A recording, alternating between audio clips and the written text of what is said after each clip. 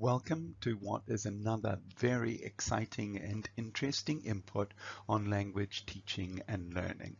So what we're looking at today is two things. One is we're looking at interaction, and two, we're looking at drilling.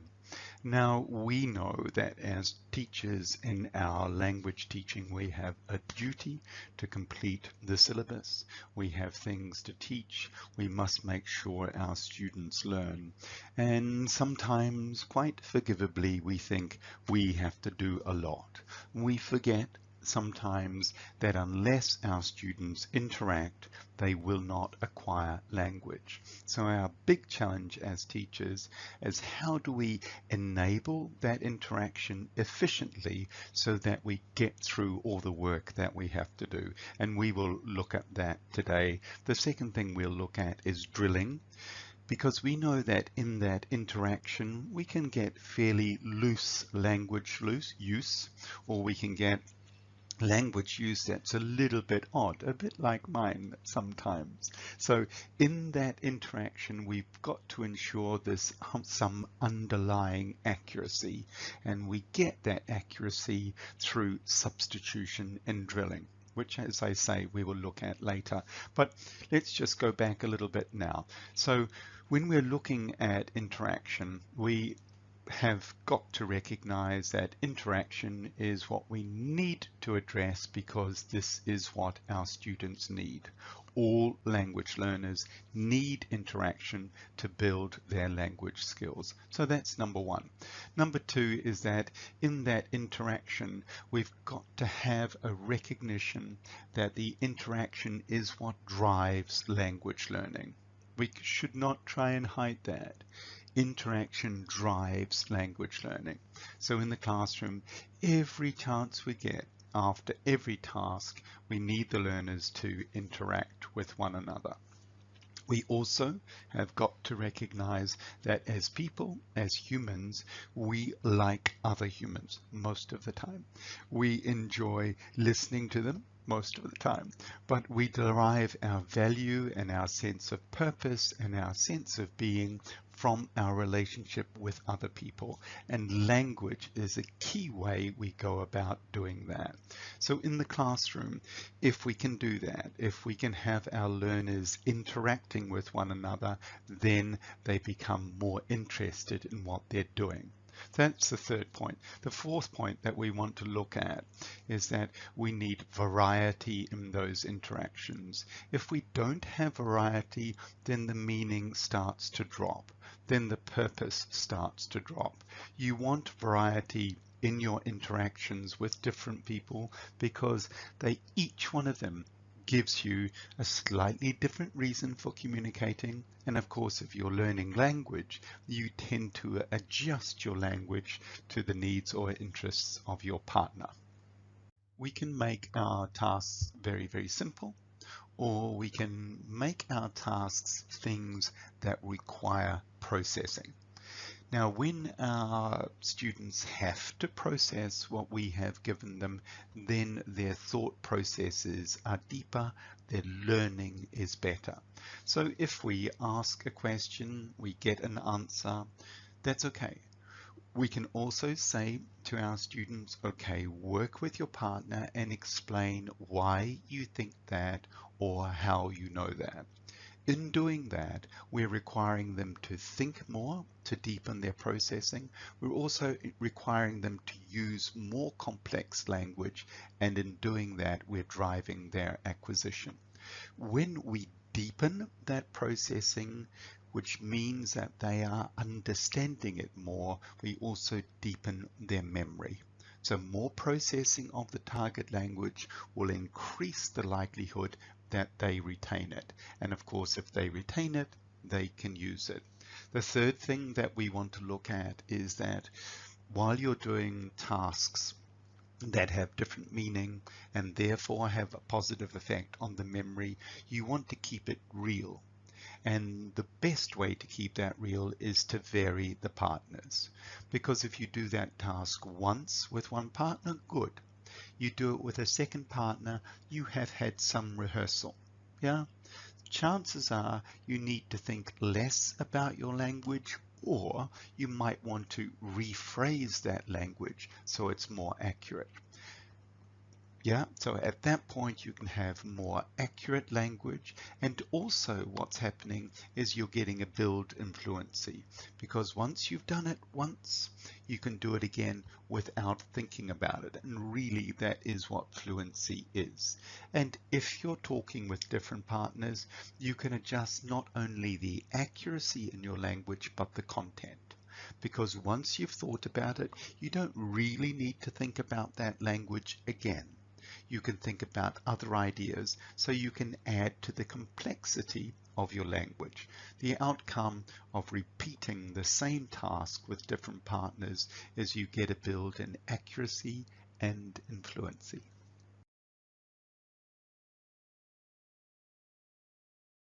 The devil is in the detail. Lovely little expression, meaning that it's only the detail that really uncovers the problem. Now, as language teachers, we've got a large group of kids sometimes, or a small group. We need to address that detail really early, which is who are the partners. If we want interaction to take place, we can go, you two, you two, you two, you two, aha, yeah. Hard to check and perhaps not very efficient, or we can pre-teach the interaction patterns. So we're standing at the front of the class. We've got, assuming you have the traditional rows and columns arrangement, which is totally fine, yeah, that you stand at the front of the class and you go, you two stand up, yeah, you are number one partners, say hi. And they do that. They stand up and they go, then you go, next to, you are number one partners, stand up, say hi. They do that. And then, of course, you just look at the next two and they do it. Da, da, da, da. You go around the class and then you tell everyone, you know your number one partners. When I say go, turn to them and say hi. And then they do that. Then you have established that when you set a task and you say number one partners, they know who they're going to work with. One of the simplest ways of addressing this is just showing this display. And after you've shown the display, say to the class, who do you think your number two partners are? There will be a little bit of confusion, but they'll work it out in the end. And of course, you can walk up the side of the classroom and check. Yeah, you two are number two partners. Turn to your partner and say hi. Good. And then you walk around the class checking that.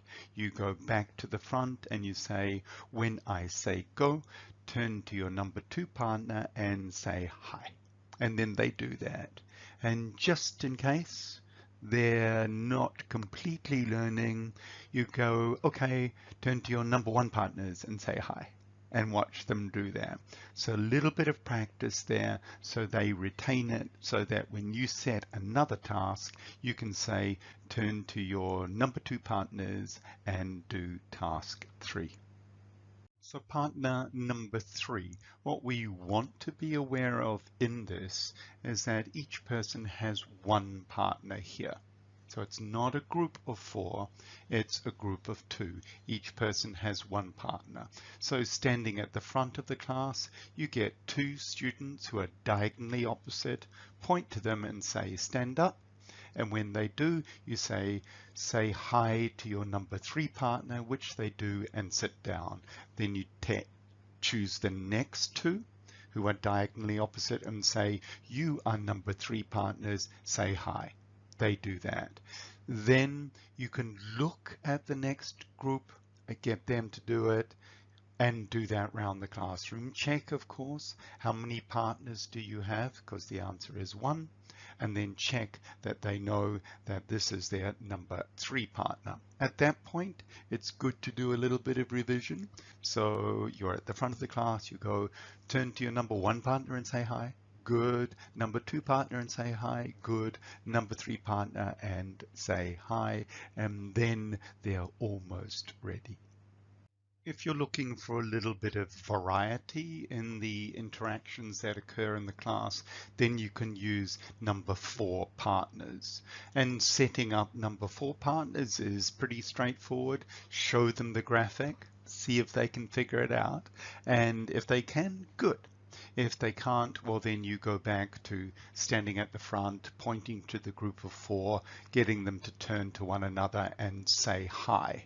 Now, just bear in mind that in the course of pre-teaching these patterns, you may get your students to stand up, but certainly not necessary to do that when you set a task. Yeah, they will normally be sitting down. Then, of course, occasionally, if you want a little bit of change in dynamic, you can get the groups to stand up. So you set up that group of 4.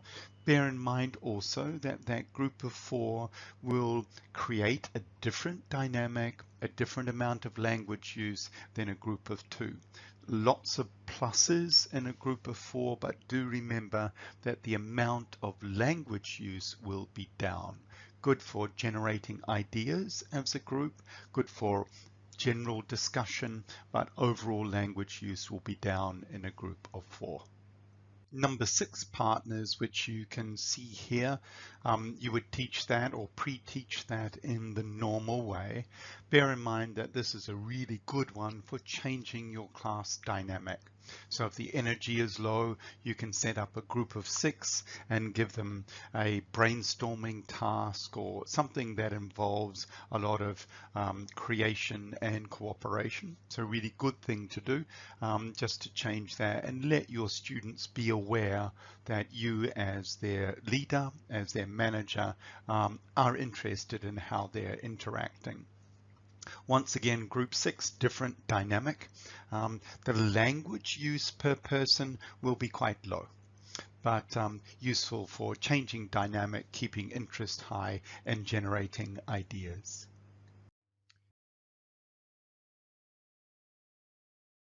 It's not all about group work. Yeah, it's not all about pair work.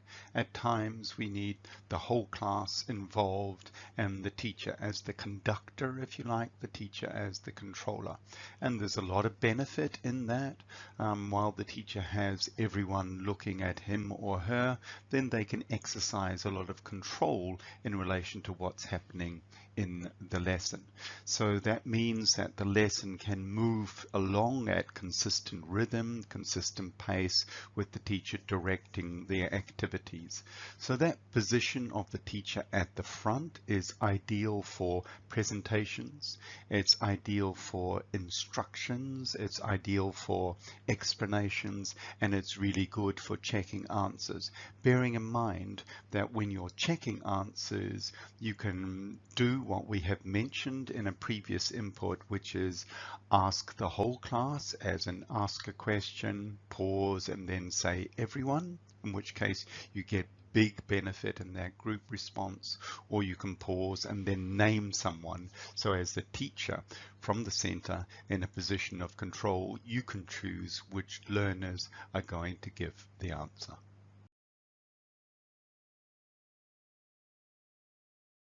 Little summary of the upsides and downsides in whole class work are that in whole class work you get a real sense that everyone is part of the same group, part of the same team, and that sense of belonging can be really powerful. So if the teacher has established a really good work culture and language use culture, then the whole team can work together well. So that sense of belonging is really addressed and really emphasized in whole class work. When the teacher is in the frontal position, then that teacher gets an opportunity to give everyone the same information. That's very useful. You have some degree of control, and of course once you've given that information, you check it with individual students or with the class. You can also keep control of the pace of the lesson. In group work you have less control. In whole class work you have pretty strong control over what happens next. And of course The ideal thing is that when the teacher is doing what he or she needs to do, then he or she is the real conductor, if you like, of the lesson. There are some downsides in it, and that is if you have the same teacher doing the same thing, hopefully not like me, but if you have the same teacher doing the same thing, it can become less memorable. Yeah, can become less motivating, can become less engaging. Students maybe develop the habit of sitting and looking like the lights are on, but really no one is at home. And of course, in whole class work, with some exceptions, there is minimal language acquisition because there's no interaction. Of course, you will get some and you can get some really good stuff with the teacher modeling a discourse, modeling a communication with the class, copying him or her, but largely whole class work is not very good for interaction. The last thing that we want to consider is that in a whole class work, you may have students with individual needs, with individual questions that they feel they can't answer without disturbing the whole class environment.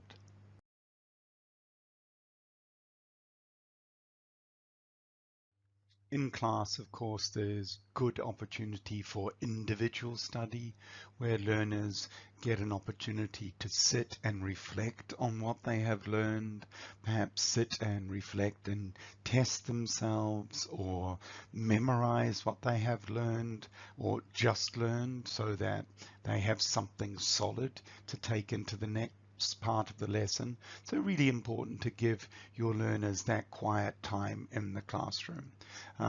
In that quiet time, of course, that you have set a task, they might be all doing the same thing or something different, but do keep in mind that in class we don't have to keep everyone working with us at the same time in whole class work, and we don't need to keep them all working in pair work. Sometimes individual quiet time is a really good way to log away what they have learned.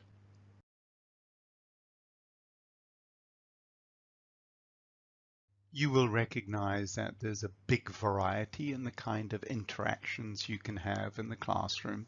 So there's teacher and whole class. It's an interaction, if you like, if there's also a student response. So just the teacher talking, I'm not sure we can really call that an interaction. So there's teacher and whole class. There could be teacher and part of the class where you are working with a particular group.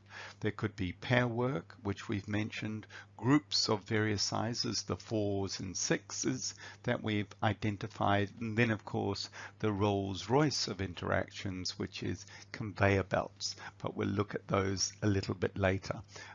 Then you can have many more. You can have groups of 3 if you wish. You can have groups that are designed by animal, so you know, all the tigers together, the lions together, that sort of thing. You can have groups by shape, groups by color, endless variety. And in those, of course, you can choose why you set up those groups according to what language outcome you're looking for.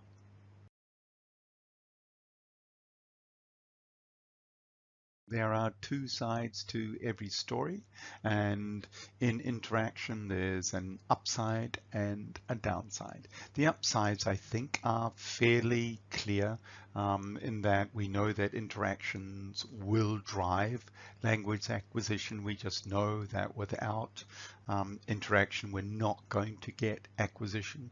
We also know that in the classroom, sometimes we have very ordinary tasks, yeah, things that just require a little bit of repetition, yeah. And that repetition, as we know, is important in language learning. But if we turn that repetition into something that you do with someone else, then it becomes more interesting. When you collaborate with someone else, so you share ideas in order to build your own, that obviously is an interactive process, and in that interaction you get improvements in learning and language acquisition. Some activities are well suited to interaction, primarily things like speaking. But there are other things as well. So every task we do in class can be supported by an interactive activity like comparing answers, writing comments on someone else's work, giving them feedback on their speaking or whatever. So you can do a lot in terms of interaction to support activities that are not in themselves interactive. We know that in real life people interact all the time. So if in the classroom we get some interaction, it's possible for your students to export that so that they take that desire to and practice in interacting in language to experiences outside the classroom. Now, of course, there are disadvantages. One of the biggest disadvantages in group work is that the linguistically stronger student will tend to dominate. And that means that he or she gets a lot of opportunity to display and talk. And while that can be a good model for the other learners, simply it's not a great model most of the time.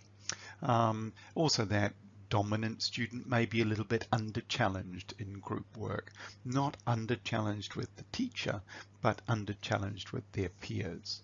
So the other thing that you might want to consider is that in group work, we get shy students who just simply don't want to talk. Yeah, or they feel like they need so much time to put their thoughts together that they just can't get it into the conversation. So they're just a little bit shy, a little bit slow, and so their contribution goes down. You also get relationship issues in groups, which is that sometimes a student will not really want to work with another one. They will want to work with the teacher because the teacher is special and different and in a particular role, but it may be difficult for all students to feel happy working with one another.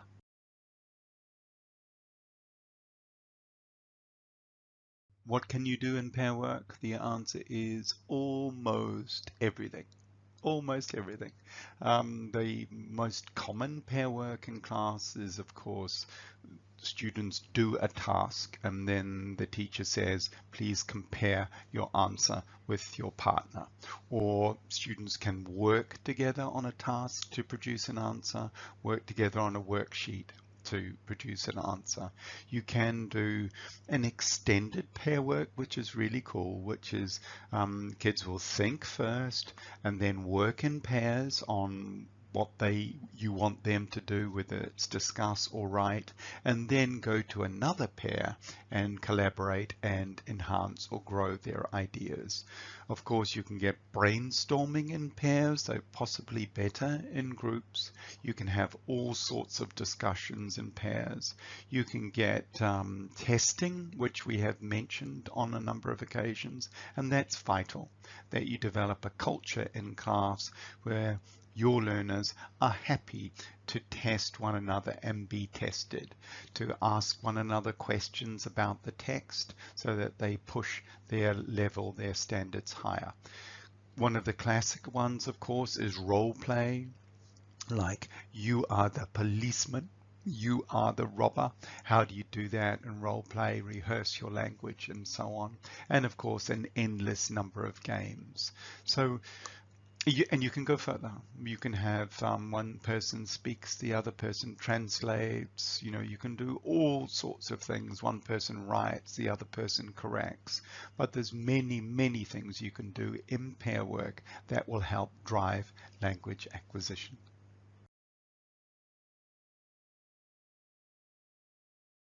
So let's summarize what advantages and disadvantages there are in pair work.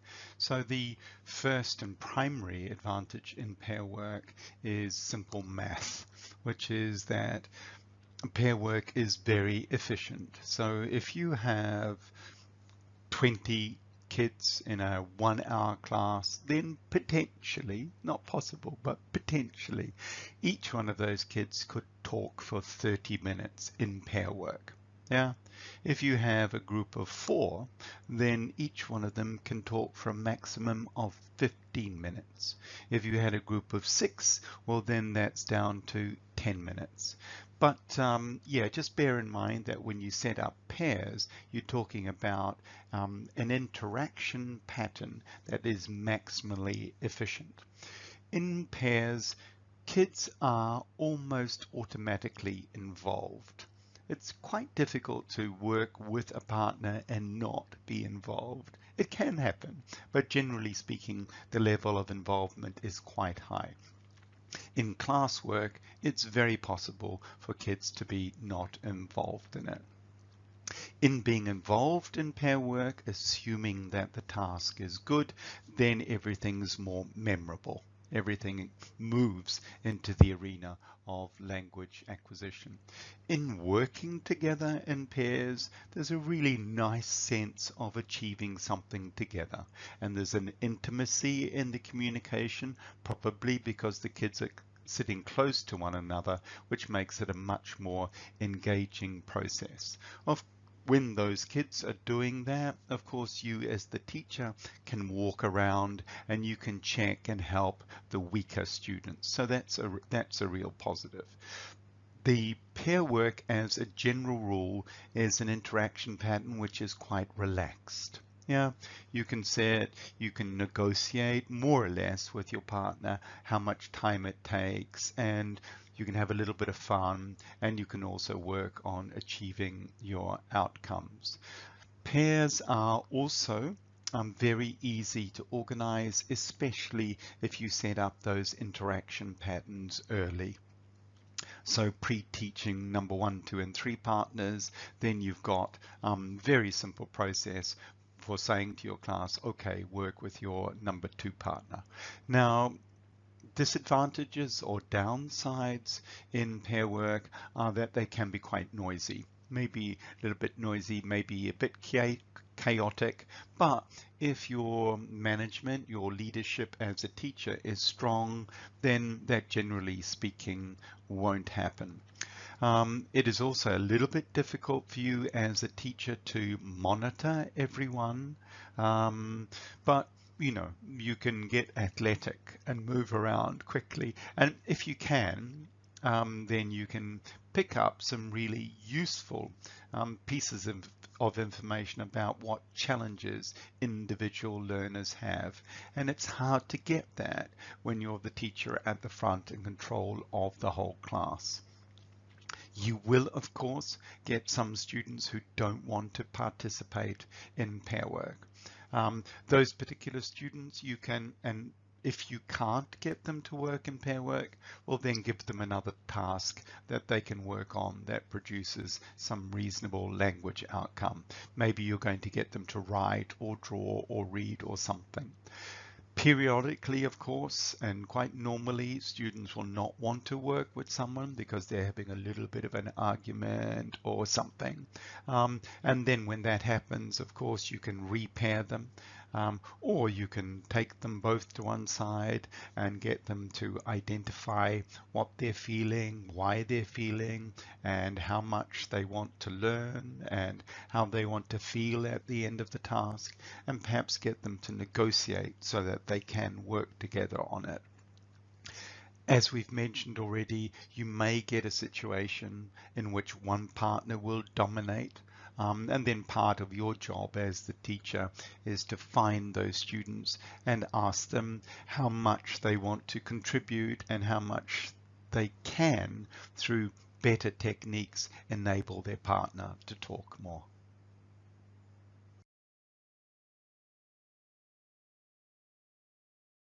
The traditional arrangement for classrooms throughout the world is kids in rows and columns. And I think there's good reason why that's the case throughout the whole world.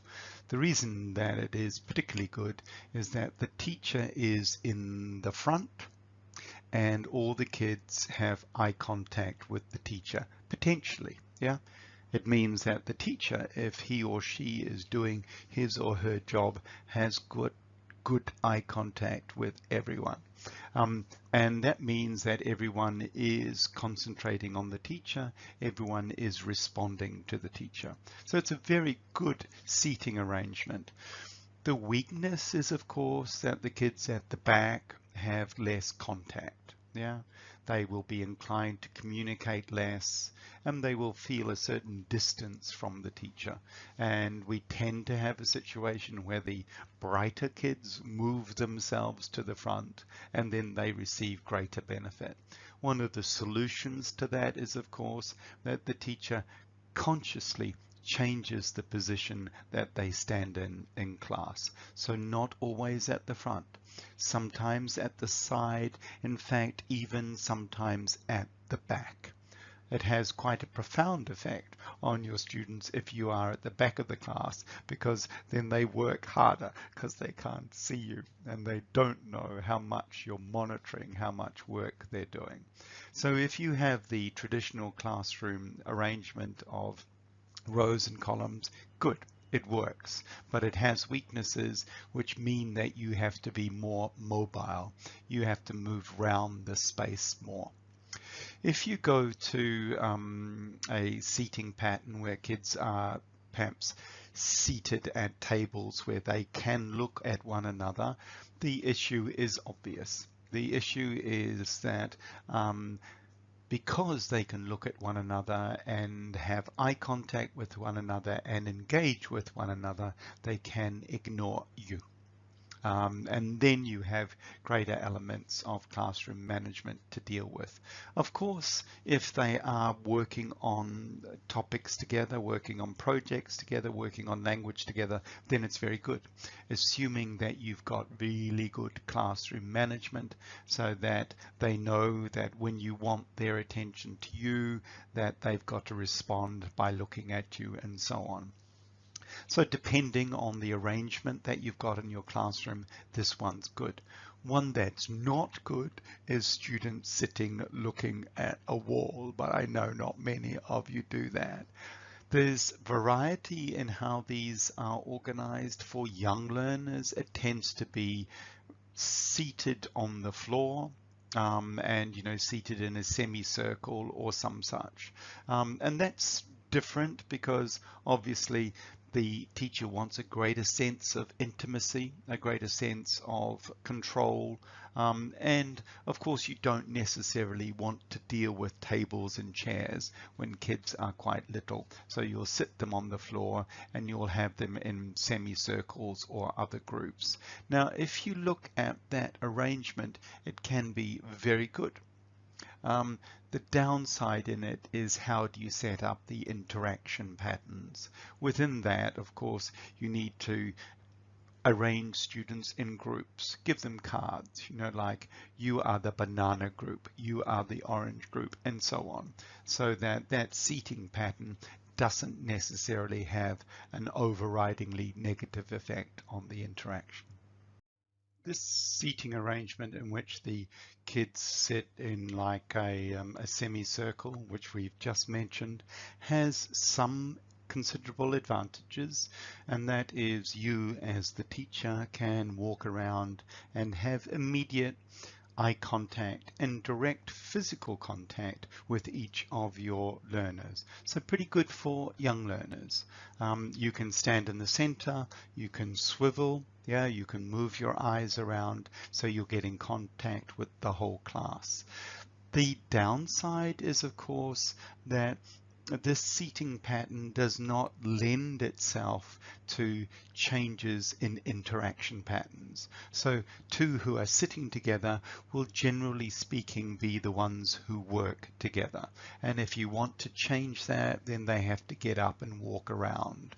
So this one might be okay for young learners if they're not sitting at a desk. So sitting on the floor, it's easy for them to get up and move, and in fact you probably want them to get up and move.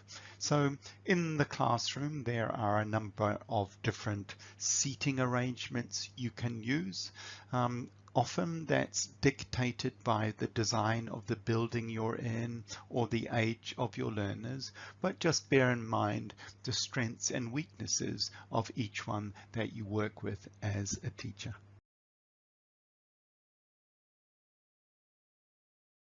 I mentioned earlier the Rolls-Royce of interaction patterns, and it is conveyor belts.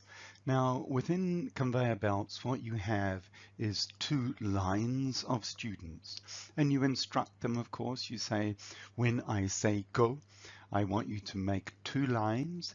Let me check. How many students do we have in this class? Then everyone counts and you go, okay, we have 12 or we have 30 or whatever. And then you say, okay, how many students are there in each line? And they go 6, 15, or whatever is the half. So you've checked your instructions. You go, how many lines? They say 2. How many people in each line? And they tell you the number. You have to be very clear on your instructions for this task. Yeah. Then what you want to do is you want to make sure that they are not standing with their noses to one another. You want them separated by at least half a meter. At least half a meter. So you will say to them, I want you to make those two lines. I want you to look at your partner, but I want you to be one arm's length away. Yeah, so you do not want to be too close to your partner. Why you want that as a teacher is so you can walk up and down the middle of those two rows, monitoring what is happening. Also in that gap, you're requiring your learners to speak more loudly and more clearly so that they can be heard with one another. So that's it. You've got two lines. They're separated so you can walk up and down the middle and monitor. And then you're almost ready to start. You make sure that they have the task, you have checked the task, and then they work with their partner. Usually you'll have something like a question and an answer, and that can be after a drill or after some other activity.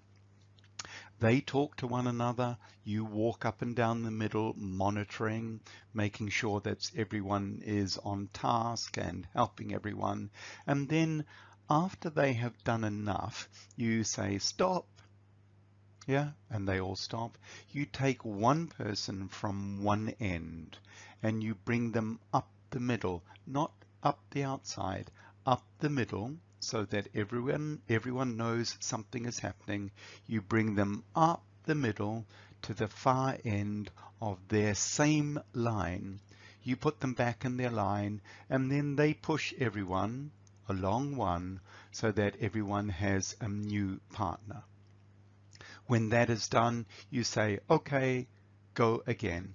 Then they repeat the same task, this time with a different partner. You walk up and down the middle monitoring. After a certain amount of time, you say stop. You take a student from one end, you take them up the middle to the other end. They push everyone in their line over one, and they have new partners, and they continue.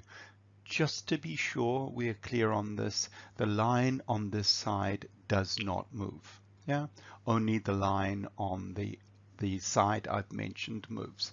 So you do that, you get tremendous amount of language use. It's interesting for them. You get a really good opportunity to monitor it. And if you want, and you want to extend the competence of some of your learners, you appoint them to be the teacher. And one or two of them can walk up the middle, listening, monitoring, helping their colleagues. Now, what that does mean is that you get improvements in communication, you get improvements in the content, you get improvements in accuracy, you get improvements in fluency, and that's why it's called the Rolls-Royce of interaction patterns.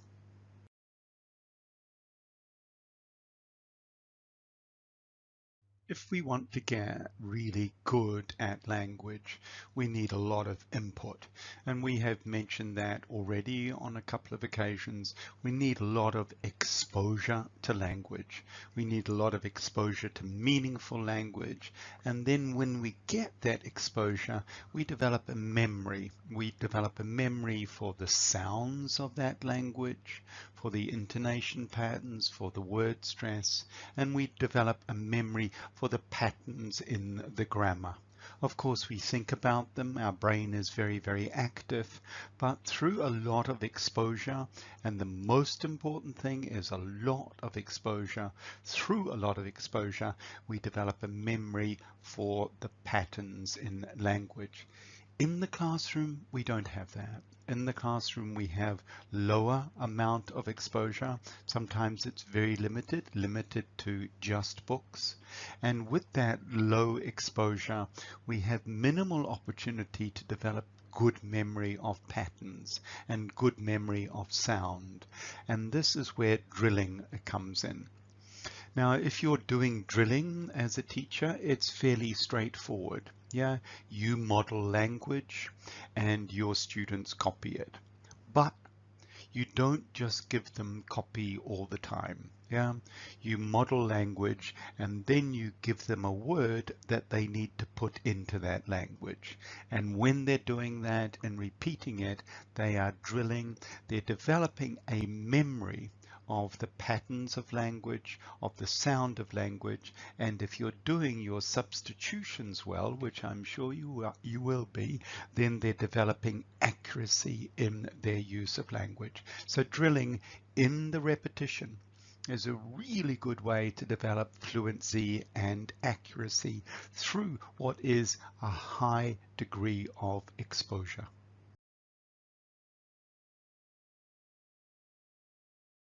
Drilling needs to have attention to the sound and of course the grammatical accuracy.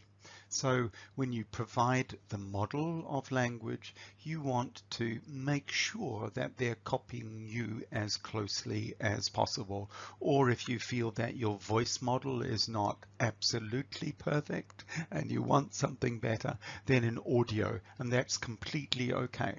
So you play it or you say it and they copy you. And you try to get it as accurate as possible. So you might say something like, I'm going out tonight. Yeah. And then they copy you, I'm going out tonight. And then you say, how many words is that? Because a number of them might be thinking you said, I go out tonight, when really you're saying, I am going out tonight. So you check that they're hearing what you have said, you check that, and then they repeat it.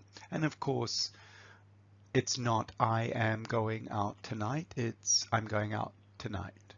I'm going out tonight. I'm going out tonight. So in that repetition, you get them to copy as closely as possible what it is that you have said or what it is that you have on your recording. They do that. And that's really, really good. And then so you have something like that piece of language, and you have in that the structure of it. You've got the sound, and the sound is good and clear. You've checked that.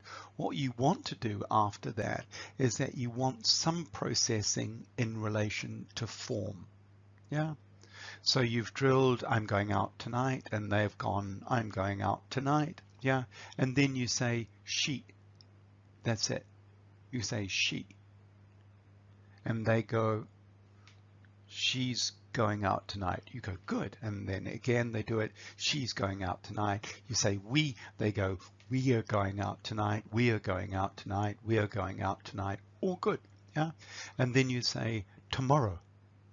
Yeah. And they say we're going out tomorrow. What you're getting in that is improvements in fluency, because the thinking time goes down. You don't need to think about it. Fluency in improvement, in grammatical awareness, because they're putting the words in the right slot. So key things in drilling are attention to sound and attention to form.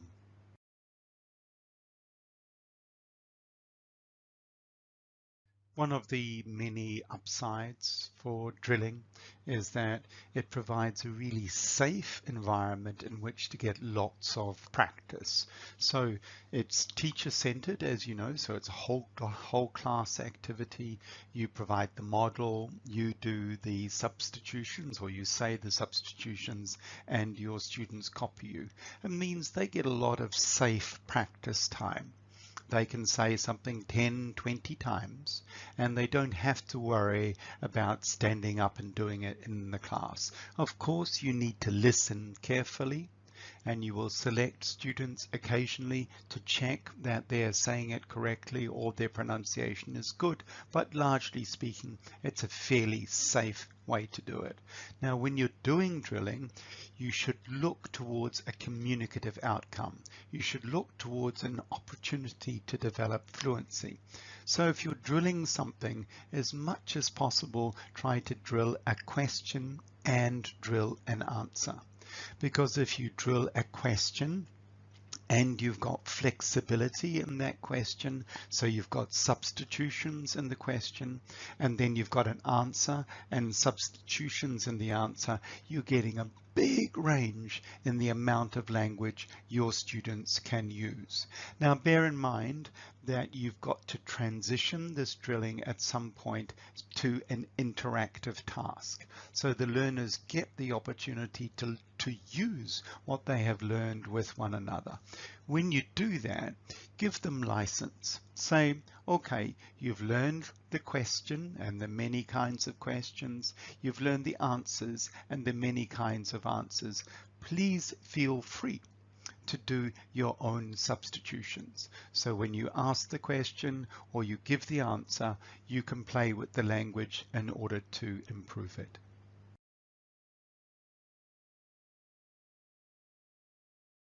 If I say, do you want it? It's hard to copy because it's hard to hear.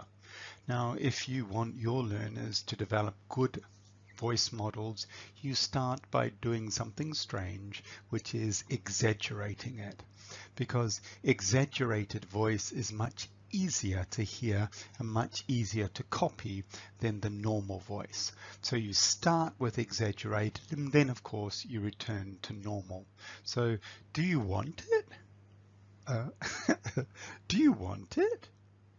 Yeah, do you want it? And then everyone's doing that. They're getting the intonation pattern right. And then you start to normalize it. Do you want it? Do you want it? Do you want it? Do you want it? Yeah. And then you get a reasonably natural voice production. So, and the secret to a lot of good pronunciation practice is exaggerate first and then normalize. When you're doing that, remember, use your hand, use your arm, so that their bodies are giving their minds messages about what their voice should be doing.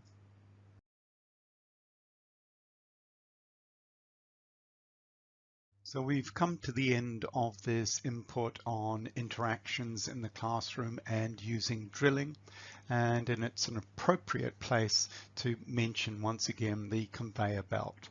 You don't have to use conveyor belts, but that opportunity for your students to use language that they have practiced question forms of in drilling and substitutions and answers to in drillings and substitutions. This conveyor belt is an excellent way to get extended practice. When your learners are doing it, you will be one happy teacher, because what you will see is significant improvements in fluency as a result of the repetition, and significant improvements in language flexibility because of the substitutions. Now remember that you will have very probably drilled question forms and answer forms, and when you set up that groups, give them license to play with the language, to use it as they will. And of course, you, like the good teacher, the very good teacher that you are, you will monitor in order to help them in that process. So that's it for today, and thank you very much for your time and attention. See you next time.